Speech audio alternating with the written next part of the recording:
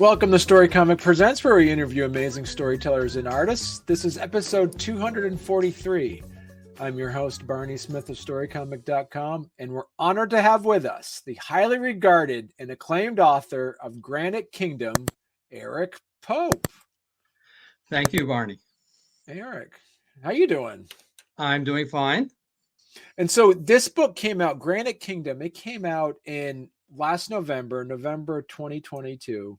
And it is now available to purchase where you can buy wherever books are sold. You can get it from your local bookstore. You can get it from any online bookstore publishings. You can also get it if you're so inclined to buy it off of Rootstock Publishing. So we'll probably talk near the end, but you also got the bug. Now you're writing a second book called The Macedonian Sun. Correct. Oh, you've done your homework. Yes. Well, that's actually the first book that I wrote, but it's been a lot harder, a lot longer road to get it published. I have a publishing contract that I signed last summer. I was just notified a couple of weeks ago that it won't come out until spring of 2025. Oh, wow. Okay. Which is very, that's almost 3 years. Rootstock, I am glad to say I signed the contract in November of 2021, and it came out a year later. Right. That's amazing. And so, I thought that was a long time, but I understand now that it's not. And yeah, I'm very grateful that it came out as soon as it did. And I gotta say, like, somebody who is, from Vermont, and I really understand that everybody knows about Rock of Ages quarry. Everybody knows about Barre, Vermont being central to the quarrying and the granite industry.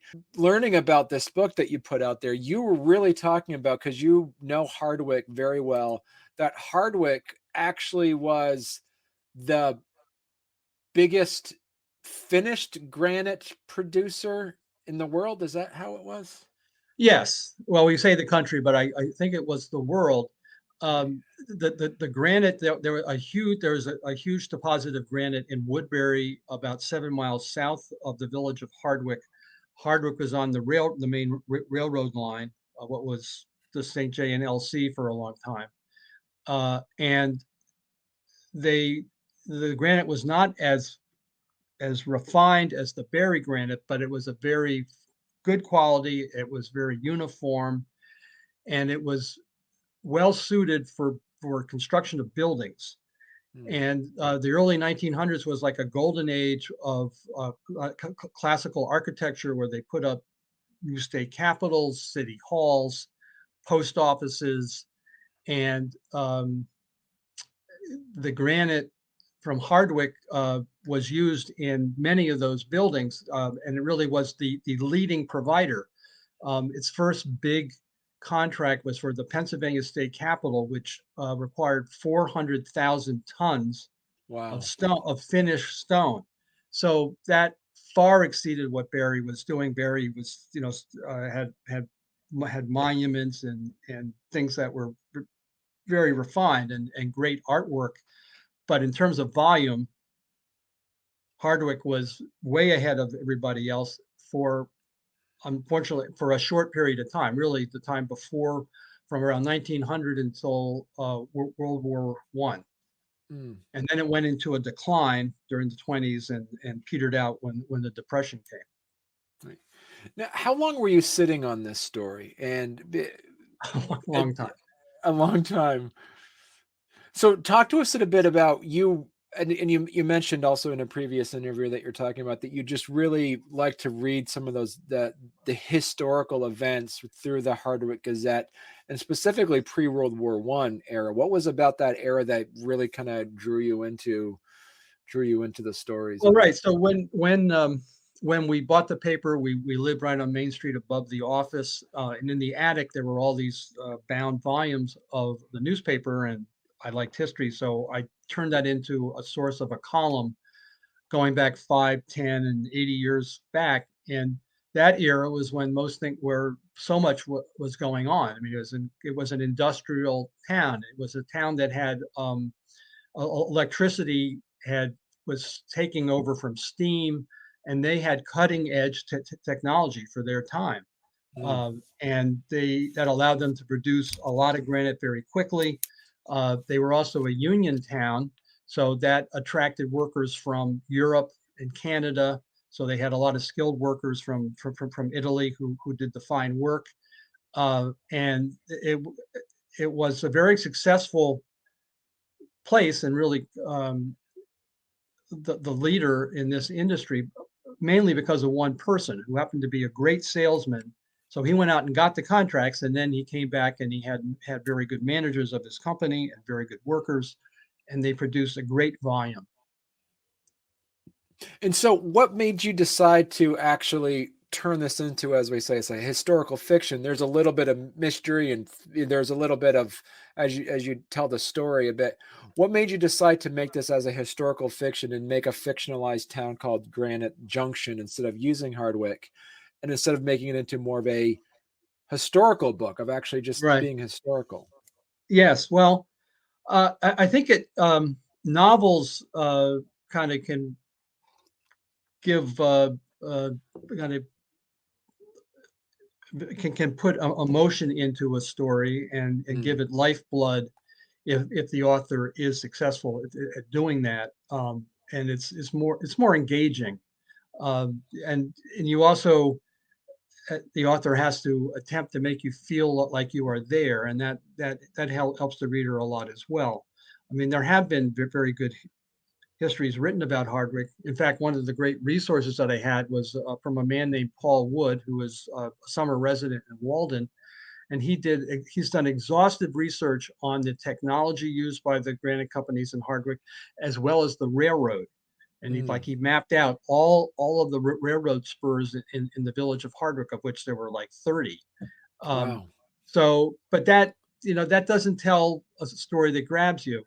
Um, when I started to research it, the president of the Hardwick Historical Society, another great resource, her name is Wiz Dow, mentioned that that there were 30 different companies going in and out of business, but they're in Hardwick and in the granite industry in this time period.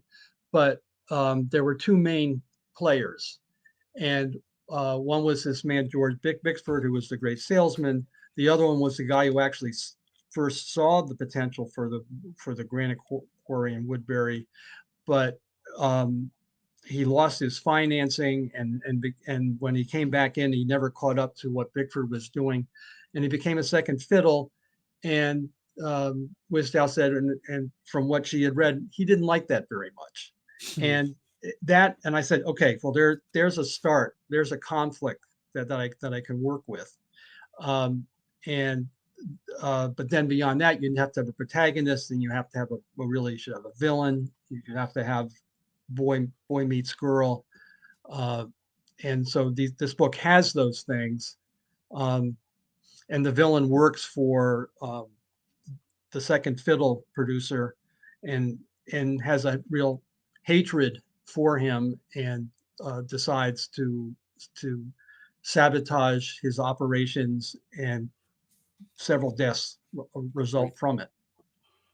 And I believe that the sabotage that's actually based off of real historical events, correct? Well, the accidents are true.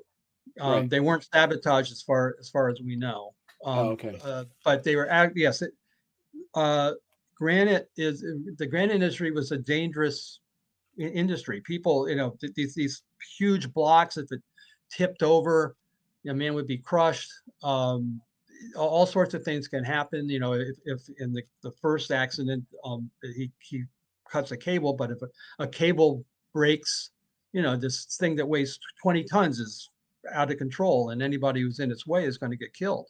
So you mentioned that you found the time frame you wanted to tell this story. Second to that is when you actually had to create characters and protagonists. And The protagonist is a young reporter for the newspaper, and in addition to the granite industry, this book is a lot about a weekly newspaper in that era. And And of course, that draws from my personal experience, but it also reflects the time, the technology at that time, and how things were handled by newspapers. Once I had a villain Hmm. whose name is Bob Blackstone. That he kind of drove that that storyline. I mean, he was Okay. the one Wow. All right. who was doing these bad deeds, and it was up to the reporter eventually to try to figure out what was happening. Bob Blackstone, from my point as an author, was always fun whenever I had him on stage because he was going to do something bad. He's going to say something bad. He's a bad guy, but yet he also has a backstory. He had wanted to own a granite company himself, and he kind of got um, taken advantage of and got put behind the eight ball. But he's a very good worker. And Right. the second producer, the second fiddle producer, uh, grabs onto him because he's a very good worker. And in that from that position, he's able to do what he does. So you created the villain first as the first character when you started making the story.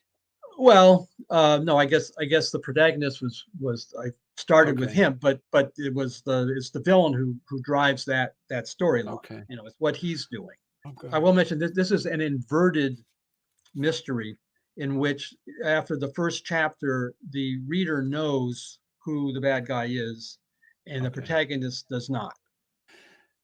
Did you end up liking to write for some characters over other characters?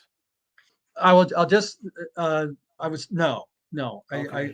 I enjoyed them all, but Okay. villains, and there are a couple other bad guys too. They're easy to write for because Mm, they're acting badly, and that's kind of what we that draws our attention. I right. mean, people who are always good guys and never do anything wrong, that's not interesting. But the bad guys are Right. interesting. Did the characters start doing things that you weren't planning on? Did they, or Oh were you in yes, control the whole definitely. time? No, definitely. They start doing things that um, yeah, it is kind of interesting to come up with a situation and try to figure out what they would do, what they would say. Right. And did you already have an outline in place? Did you know how the book was going to end, even though you said at the beginning you already, as said, like an inverted mystery, the audience, the readers knew who did it. But did you already have planned out how the protagonist was going to solve the mystery? No, not from the beginning. I mean, I knew that.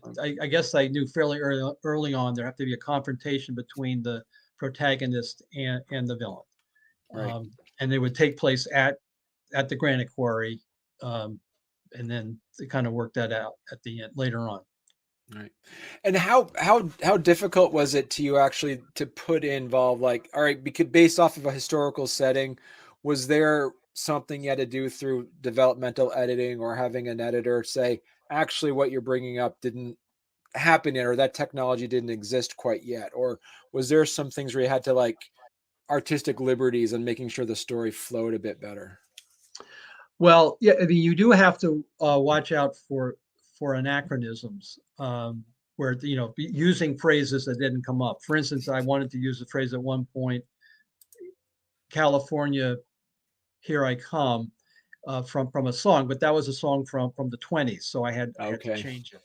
But what I did do was go back during that decade from like 1900 to 1910 and took events that may have happened in 1903 or 1901 and moved them up into this 1 year period that the book takes place in. So yes, I did move some things around, but they were all accurate at their time. Hmm. As an example, there was a Chinese laundry in Hardwick in 1900, but there wasn't one in 1910.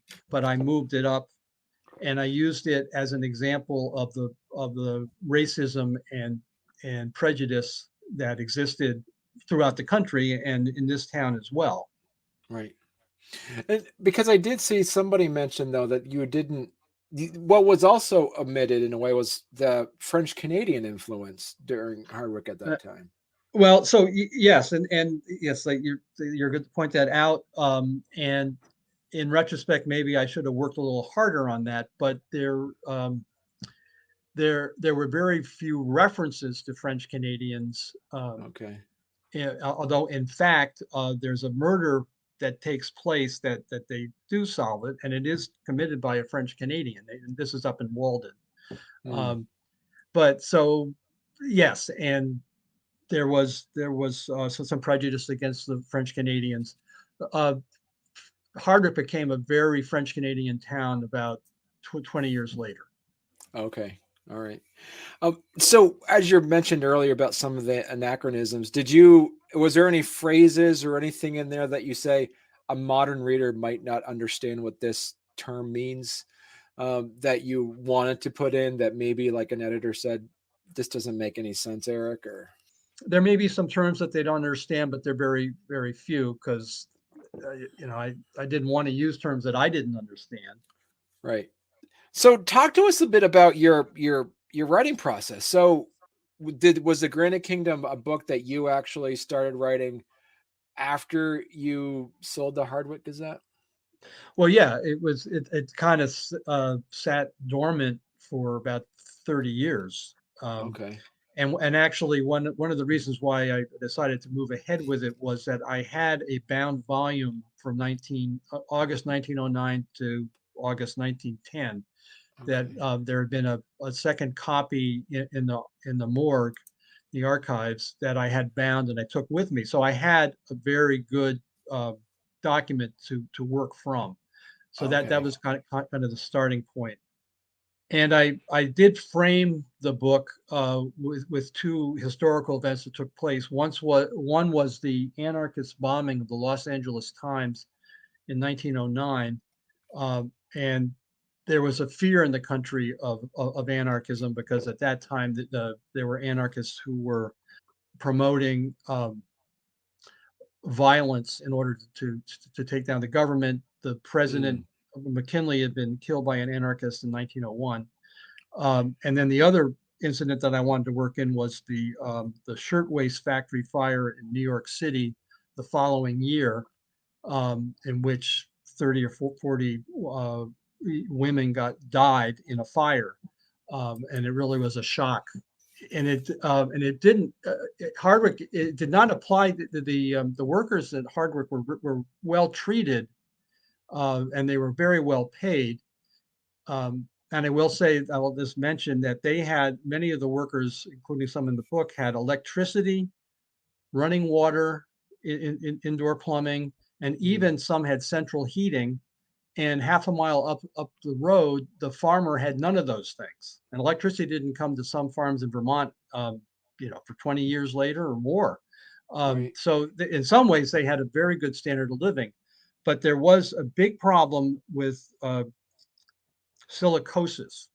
And if you think of asbestos is bad, silicosis is with granite dust is even worse. And in the Oh, granite sheds, I mean, they were honing down these very hard stones, and there was so much granite dust in the air that they said that the light from the windows up high could not reach the floor because it was so thick. And on the one hand, they were well paid, and the other hand, they really did have some real complaints, and that's mentioned in the book. And um, I think I wanted to get in a lot of this history, which I found fascinating, but I hope it doesn't get in the way of the story that I'm telling, because a novel stands or falls on its storyline. right. Now, was there anything in your book in your first draft, like you mentioned, it's like a historical event or one piece of history that you really enjoyed that an editor said, you got to cut this out, Eric. It doesn't move the story along. No, no, that I Okay. mean, I guess I mean, certainly there are many sections of the book that I wrote and then discarded. Okay. But so when you get to the publisher, you get a copy editor, and that's the person who would be asking those questions. And a lot of questions were asked, and a lot of changes were made, but nothing substantial like that. How did you find the time to sit down and actually get this book finished? Well, I didn't start this until I retired. So, I was kind of interested in writing books in the past, but I just put it aside and didn't quit my day job because I knew I felt I could not make a living at it. And I think I Right. was correct.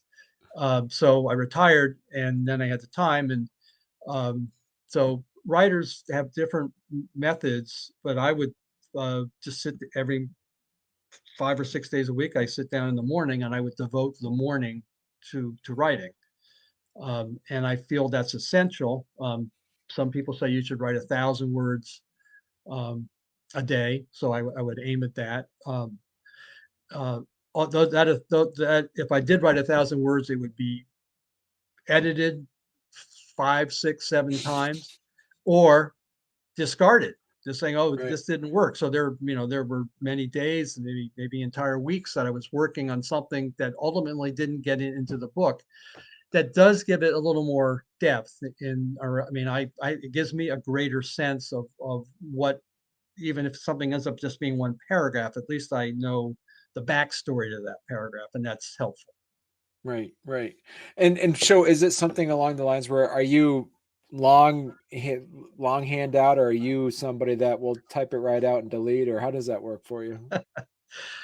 Well, yeah, I certainly know of people who and have heard about people who write longhand.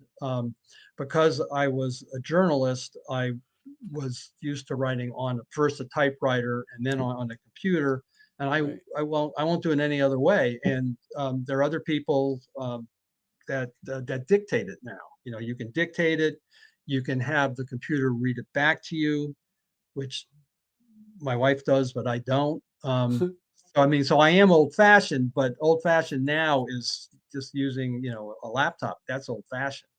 Right. And so as you brought it up with your journalism background, how has that helped you be a good long prose fiction author? Well, I don't think it helps you with the creativity, or it doesn't help Okay. me with the creativity. I certainly think that, when you have constantly been writing, and it doesn't necessarily just be journalism. I think it could be true of a lawyer as well, for Mm, instance.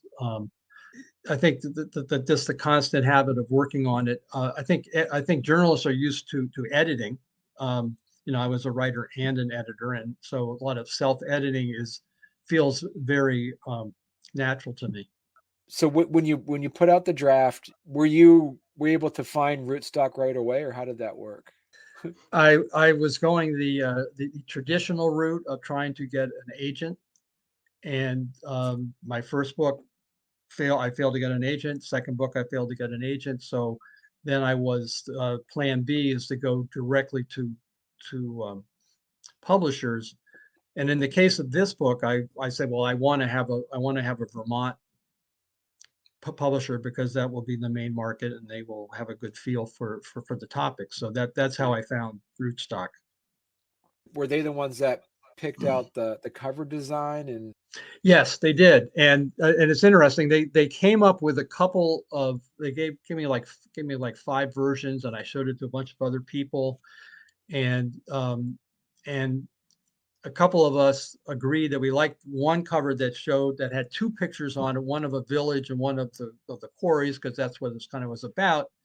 right? And Steve MacArthur at Rootstock, he listened to me and said, "Well, that's fine, but we've already decided that it's this one."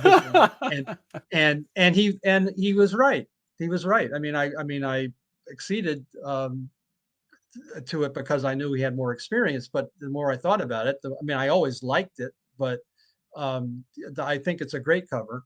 And Right. that is the Fletcher, what was called the Fletcher quarry, um, which is actually described like on page 3 of the Mm. book, coincidentally. Why make a fictional town in the first place? Why did you not want to say this is a fictionalized version of Hardwick and kind of give Hardwick that name? Well, I felt it was important to be fiction. The actors have to be fictional, because as soon as I Mm. presume to know how they're going to act in a certain scene, or what they're going to say, or what they're thinking, I mean, it Right. has to be fictional. I mean, so this great man who drove this industry, George Bickford. I mean, he's clearly who George Rutherford, the owner of the big company in the book, he's clearly that's who he's based on. But he has to be a different character Right. because, I don't know what he was thinking. Right. And I'm attributing thoughts to him that maybe are unfair. Now I don't. Well, actually, I mean I do make some suppositions, and he doesn't make mistakes. Um, that it has to be a fictional character. So once you make that decision, well, this has to be a fictional place Okay. in my mind, Right. even though it's Right. clearly Hardwick. And there's a map in the book that's based on Hardwick. I mean, you would recognize it, and I'm sure you do recognize it. Um, and but it and I want the initial purpose of writing the book was to let people in Vermont know that Hardwick had a real fine history background. I mean, when I was there, Hardwick had a reputation as being a hard scrabble and very rough town. And I don't think that's the case now, but that was the reputation that it had, and yet people didn't realize how successful it had been back in 1910. Right. And so I'm really curious as well as that is there any, because it takes place in 1910 around that era, pre-World War One, is there any desire or drive to maybe tell another story with the same characters, like in say uh, years later? Well, I told myself that if this book was wildly successful, that I would do a follow-up book to it. And it is an interesting story. But it would be a different kind of challenge because this book is set in 1 year. Mm, And we kind of go through the seasons and everything. Leads if something if a question is posed early in the book, it will be resolved within a year. Hardwick's decline was very slow. right. Well, not that slow, but it would cover a period from 1914 to 1932. And so that would be a real challenge. I mean, how do you, for me anyway, because that's not what I have done. And now I have to do something else, and it would be a Right. challenge. Right. In Vermont, in Hardwick, I have the newspaper, I have the Hardwick Historical Society, I have this guy named Paul Wood who's done a lot of research. And, Right.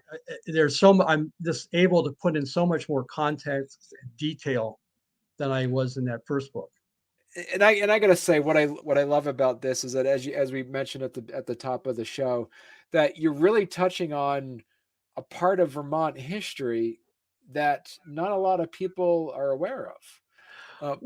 Well, it's a fascinating era, and there were a couple of stereotypes that I want in addition to what Hardwick's stereotype was. There's another stereotype from that era is in books like The Jungle by Upton Sinclair and other books, all the other books I could find in that era. The main theme is the workers, many of whom are immigrants, are horribly exploited and living in Mm, squalid conditions and taken advantage of in every which way. And the owners are fat cats who are just feasting off the profits that they make. And that's not accurate for what I saw in Hardwick, where the workers are very well paid. Admittedly, the working conditions were dangerous, but they were very well paid. And the owners, they're entrepreneurs. They are creating things, and mm, they are creating jobs. So it's not black and white. And right. yes, they're people, and they have foibles, and they make mistakes. They're not bad people. They're Right. good people Right. Yeah. to to be admired. And another aspect of it is this is a period of great change. I mean, there is a struggle. Electricity is invented, the light bulb is invented in 1880, and it takes a while, but the things are constantly changing because of electricity. And there's new equipment, and there are new ways of doing things. Um, Things that have been powered by steam or even horses 10 years earlier is now being driven by electricity. There are new inventions. Uh, the automobile is coming in. There's a character who sells bicycles, and then he sells Kodak cameras, and then he sells Victrolas. But what he really wants to do is sell automobiles. And so you can see the change that's taking place, and it's just I found that fascinating. Now, did you want to read a part of the book? Well, in terms of electricity, that was one thing I was going to just suggest. And this is basically an editorial, and the editor of the Gazette basically sits around or the Granite Junction Gazette sits around writing editorials, and Dan is the person who actually goes out and does the reporting. And so this is actually an article. I'm going to read something that I edited a little bit. And it's from another newspaper. It was published in the Gazette, because the editors would sit around, they'd read all the other papers in the state, and then they would quote some of them, and then they would comment on some of them, and they would have disputes. But I thought this was interesting, and kind of sums up kind of what was going on at that era. Okay. So this is the editorial. We are privileged to be living in an age of miracles. We assert today that a certain thing is impossible, and we find tomorrow it is an accomplished fact. We act as if the limit has been reached in the world's store of knowledge, and the next day we are knocked breathless by a discovery that revolutionizes existing conditions in some way. Some of us remember when mowing and sewing machines were the epitome of human ingenuity. Now they are as unremarkable as an axe. McCormick's idea for a reaper was jeered at before it revolutionized the agricultural world. Machines for the farm, the shop, the factory, the office, and the household have utterly changed our way of living. These commonplace conveniences would have spooked the elders of our grandparents' youth. Those old Yankees would have climbed a tree if they saw an automobile coming. They would have dropped dead with terror at the sight of an airship. The discovery and application of what we call electricity overshadows all other inventions. But while we have made great progress in harnessing its powers, we still know very little about this marvelous stuff. We don't know where it comes from or where it goes. We don't know any more about electricity than we do about the hereafter. We only know that it is a mighty, invisible force we have managed to apply to a few practical experiences or purposes. What we call electricity, for lack of a better word, will someday bring an end to the ceaseless toil of humanity once future generations gain an understanding of it. It will render labor as we understand it into a bad dream. It will conquer disease and prolong life beyond our present perception. It will greatly increase our pleasures as it expands our knowledge and capacities. We have also heard in recent years about how the internet, or the internet and computers are going to reduce our work, and people won't have to work anymore. Well, it hasn't happened yet. Right. Yeah.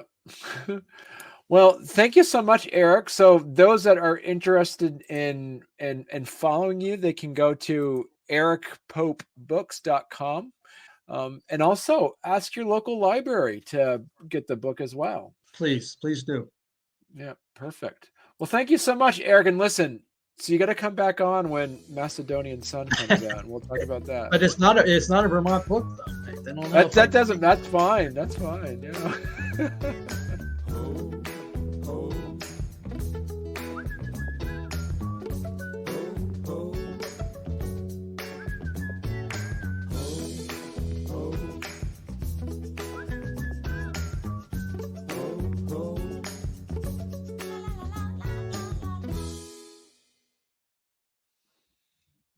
Very Vermonty. Very Vermont-esque. Vermontish. All right, let me pull up my intro.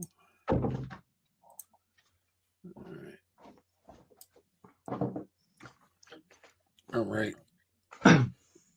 Okay, let me just do the intro and we'll jump right into it. Okay. All right, here you go.